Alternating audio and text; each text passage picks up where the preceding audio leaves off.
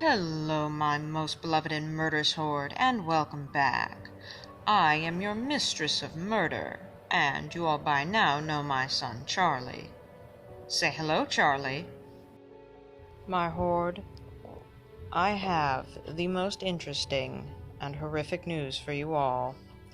Gary Ridgway, aka the Green River Killer, a man who was convicted of murdering 49 but is believed to have killed 71 and held the title of the United States' most prolific serial killer in the country's history, has been removed from his throne of blood.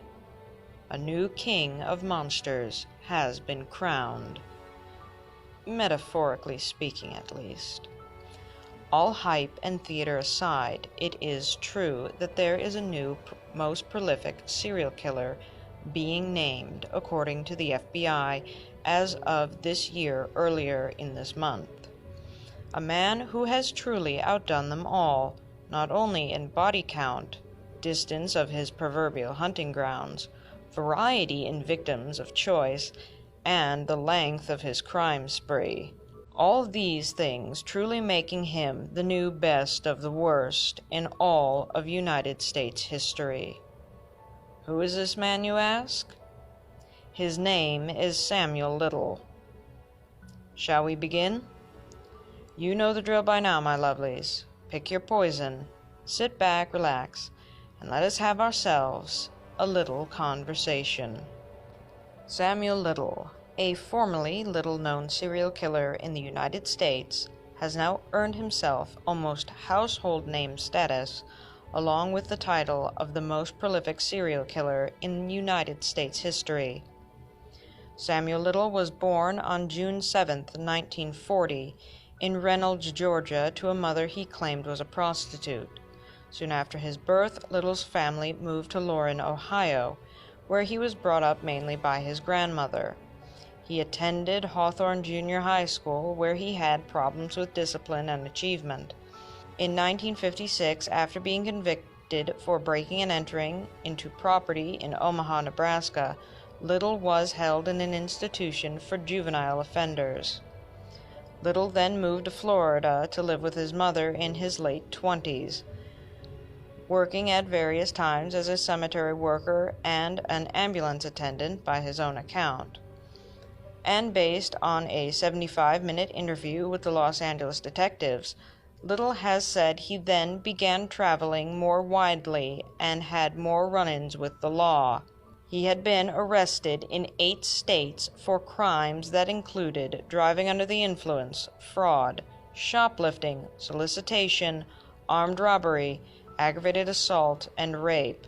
By Little's description, he then took up boxing during his stints in prison, referring to himself as a former prize fighter.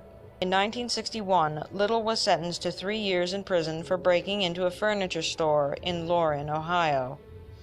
He was released in 1964.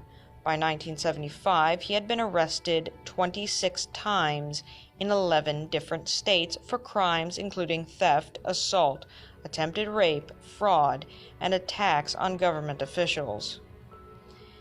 In 1982, Little was arrested in Mississippi and charged with the murder of a 22-year-old woman by the name of Melinda Lepre, who had gone missing in September of that year. A grand jury declined to indict Little for the murder of Lepre. However, while under investigation, Little was then transferred to Florida to be brought to trial for the murder of a 26-year-old Patricia Mount, whose body was found in September of 1982.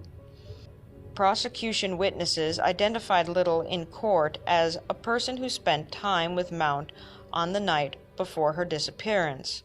However, due to mistrust of witness testimonies, Little was acquitted in January of 1984.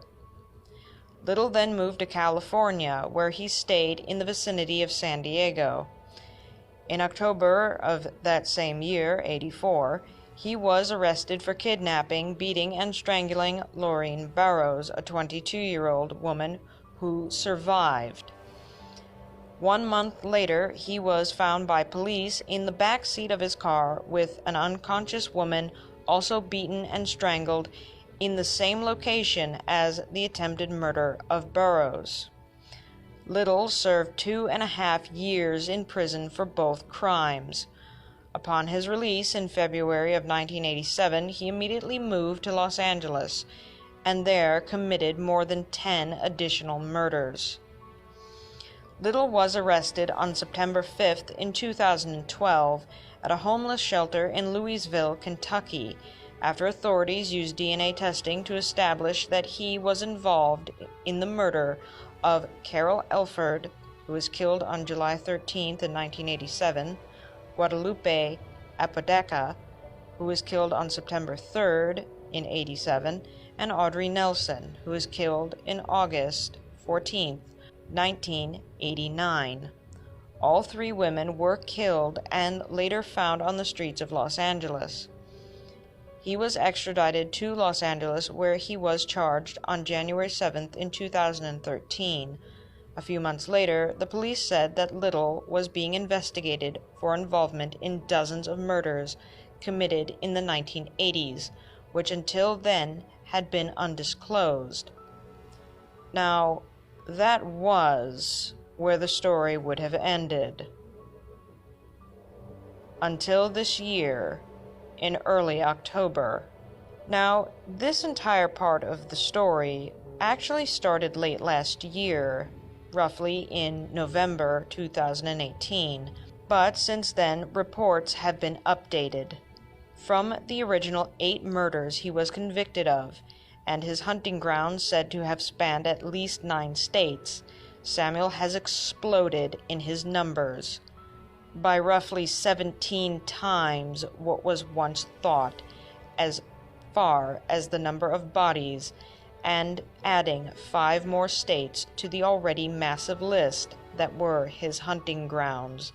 This all happening over his 35-year-long killing spree.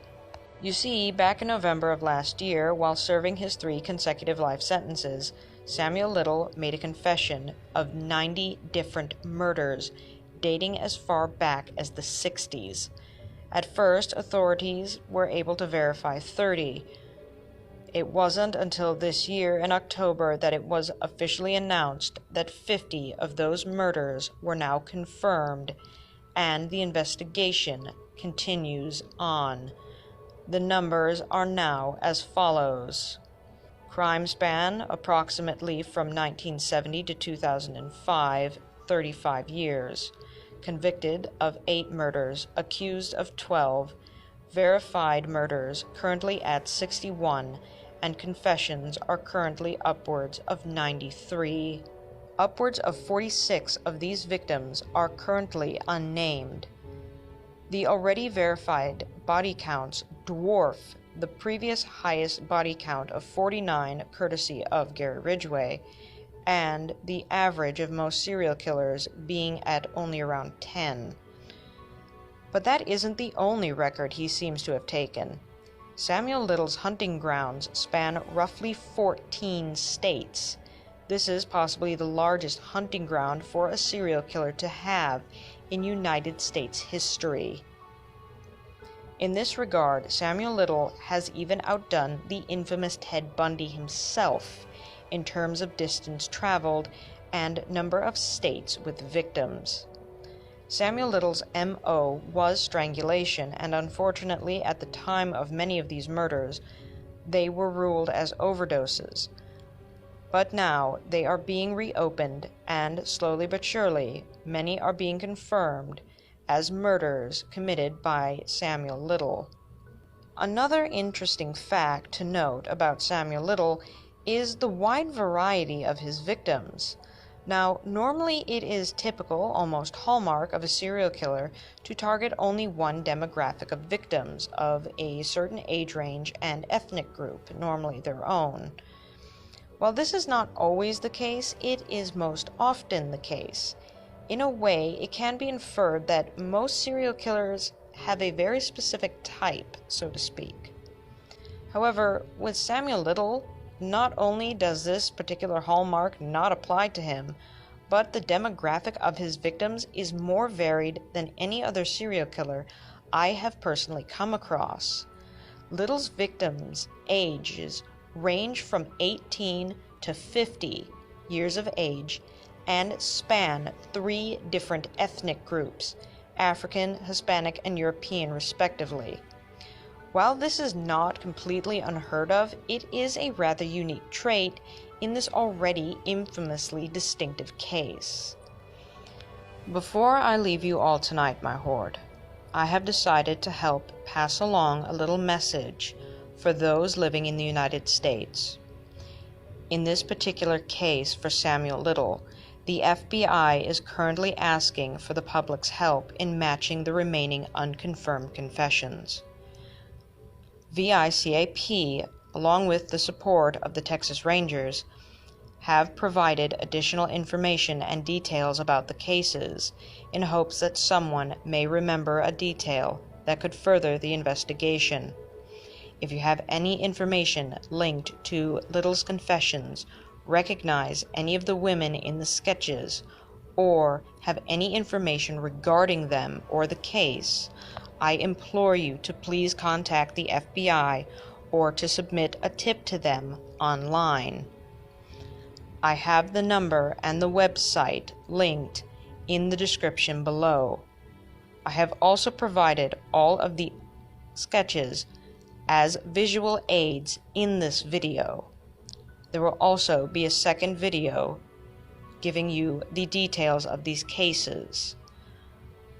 However, there are more victims that do not yet have a sketch.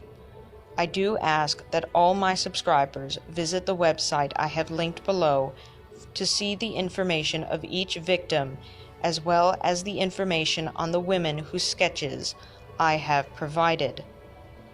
If you can, my horde, do try to aid the FBI and law enforcement to put names and faces to these victims.